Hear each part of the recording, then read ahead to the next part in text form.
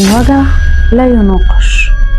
طبعا كل اللي موجودين واللي بيشوفني واللي يعرفني واللي ما يعرفنيش هيقول لي هو انت كل يوم تطلعي تدينا كلام وتهبدي في كلام وتعملي نفسك فاهمه؟ هقول لكم اصبروا عليا شويه وخليكم معايا لاخر الفيديو عشان تعرفوا كلامي اذا كنت بهبد ولا بدلائل وبراهين. القصه ان حبيبي وحبيبك النبي عليه افضل الصلاه والسلام كان بيساوي صفوف الجيش يوم بدر، فكان بيرجع جندي من الجنود للصف للوراء بعصاية في بطنه. فالجندي قال له أوجعتني يا رسول الله. رسول الله عليه أفضل الصلاة والسلام حبيبي وحبيبك كشف عن بطنه وراح مديله العصاية وقال له بلا تردد اقتص. يعني حبيبي وحبيبك عليه أفضل الصلاة والسلام صلوا عليه ما قالهوش انت بتدلع ولا استهون بوجعه، ولا قال له ده انا كنت بساويك بالصف، امال في الغزو هتعمل ايه؟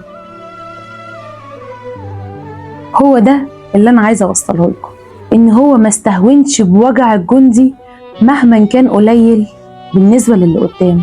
شوفوا بقى كام واحد انت بتوصل له ان وجعك وقهرك وهو بيقولك ان الموضوع مش مستاهل وانك اوفر ومش مستاهل كل اللي انت بتعمله وردود افعالك دي، وان في ناس مستحمله اكتر منك.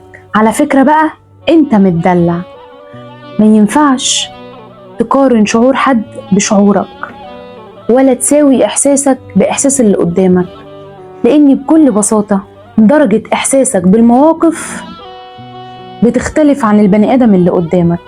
كل بني ادم وليه طبيعه وليه شخصيه وليه احساس. ما ينفعش نقارن حد بوجعنا، لان ببساطه اللي قدامنا قدره تحمله على الوجع دي ممكن ما تكونش قد قدره وجع احنا تحملنا على الوجع.